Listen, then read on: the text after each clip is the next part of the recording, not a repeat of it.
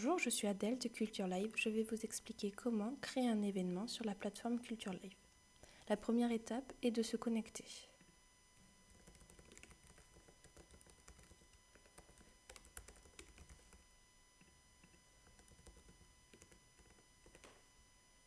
Et on clique sur Me connecter. Positionnez votre curseur sur la flèche à côté de votre nom et de votre photo de profil. Puis cliquez sur Mes événements. Une page calendrier s'affiche. Vous pouvez mettre le calendrier en jours, en semaines ou en mois. Cliquez sur Créer un événement. Une fenêtre pop-up s'affiche, Créer un événement. Tout d'abord, entrez le nom de votre événement.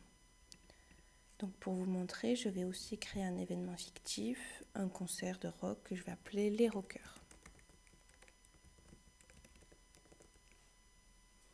Pour un meilleur référencement sur l'agenda, nous vous conseillons d'entrer les catégories de votre événement. Donc pour ma part, ce sera catégorie rock. Il est possible d'ajouter autant de catégories que l'on souhaite en cliquant sur Ajouter une catégorie supplémentaire. Une fenêtre pop-up s'ouvre pour que j'entre ma nouvelle catégorie. Donc la première partie de mon événement est un concert plutôt pop, alors je vais rajouter une catégorie musique pop-rock. Puis je valide. Vous voyez, ma nouvelle catégorie s'est bien affichée en dessous. Quand j'ai entré toutes les catégories que je le souhaite, alors je ferme cette petite pop-up. Entrez les tarifs de vos événements. Vous pouvez entrer autant de tarifs que vous le souhaitez.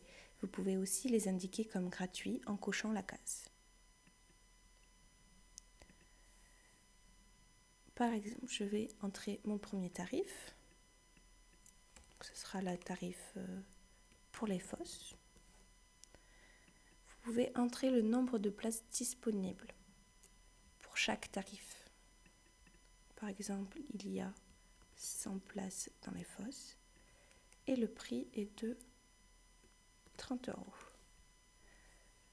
Pour ajouter un nouveau tarif, il vous suffit de cliquer sur Ajouter un tarif. On ajoute un second tarif et on fait la même chose. Vous pouvez aussi insérer une image de votre événement. Pour que la qualité soit optimale, nous vous conseillons d'insérer une image de taille 234 par 330 pixels.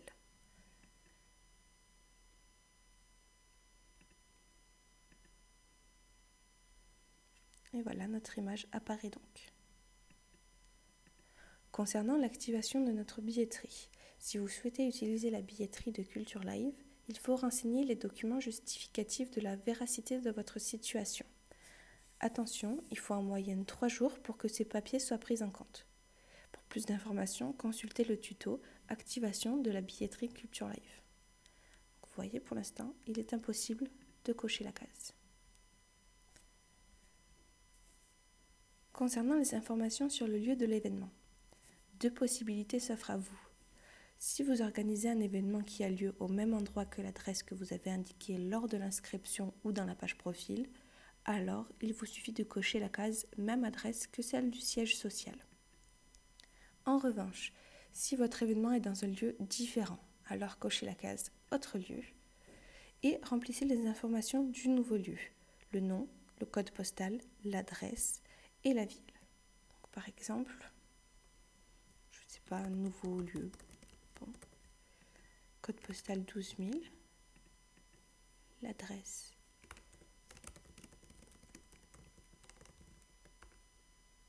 à Rodez. Je ne sais même pas si cette adresse existe vraiment, c'est pas grave.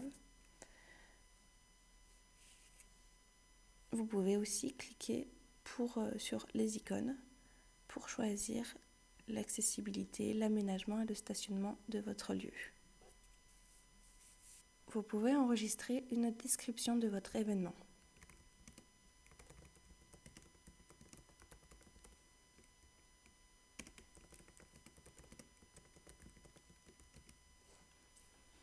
Vous pouvez aussi changer la police, mettre en bold, italique, changer les couleurs.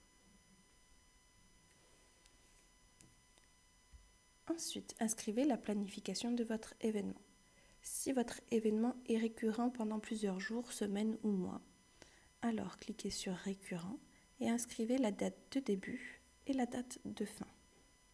Par exemple, il y a 5 représentations pour mon concert de rock du 10 au 14 décembre.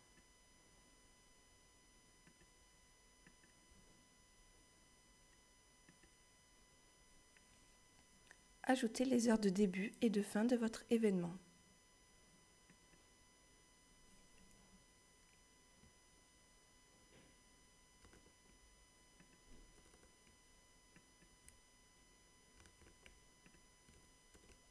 Ensuite, cochez les jours pour lesquels ces horaires s'appliquent. Donc vous pouvez cocher tous les jours d'un coup si vous le souhaitez, ou seulement cocher que par exemple le jeudi, le vendredi et le samedi. Si vous êtes un musée, une galerie d'art par exemple, et que l'accès à votre exposition est fermé entre midi et 2, vous pouvez le renseigner dans les récurrences en cochant la case « Fermé entre ». Alors, vous n'avez plus qu'à entrer les heures de fermeture temporaire. Pour que cela soit pris en compte, cliquez bien sur le bouton « Ajouter ». Vous pouvez créer plusieurs récurrences différentes. Par exemple, mon concert a 5 représentations du 10 au 14 décembre. Le 10, 11 et 12, il commence à 20h. Donc, du 10 au 12, de 20h à 23h. Il n'y a pas de fermé entre, on va mettre tous les jours, on ajoute. Mais concernant les dates du 13 et du 14, mon spectacle commence à 17h et se termine aux alentours de 20h. Donc, on marque du 13 au 14. Mon événement aura lieu de 17h à 20h. N'oubliez pas de cliquer sur « Ajouter » pour que chaque récurrence soit bien prise en compte. Vous voyez, elles sont marquées ici. Attention, pour chacune des horaires, ici, n'oubliez pas de remplir la case « Minute ». Même si votre événement commence à 18h, pensez bien à mettre 00 dans la case « Minute ». Si votre événement a une date unique, cliquez sur « Plage de date unique ». Si votre événement dure une ou plusieurs journées entières, cochez « Journée entière », puis entrez la date. Vous pouvez du 12 au 16. Là, on comprendra que c'est une journée entière, comme par exemple un festival qui dure sur plusieurs journées. Il est aussi possible d'inscrire des horaires si votre événement ne dure qu'une matinée par exemple. Donc on décoche journée entière, puis du 12 au 12, de 9h à midi par exemple. Puis on clique sur créer. Toutes les informations relatives à votre événement sont créées. On a cliqué sur créer pour qu'il apparaisse dans le calendrier de l'agenda disponible par les particuliers. Vous voyez qu'il apparaît aussi sur votre calendrier interne. Merci et à bientôt pour d'autres tutos.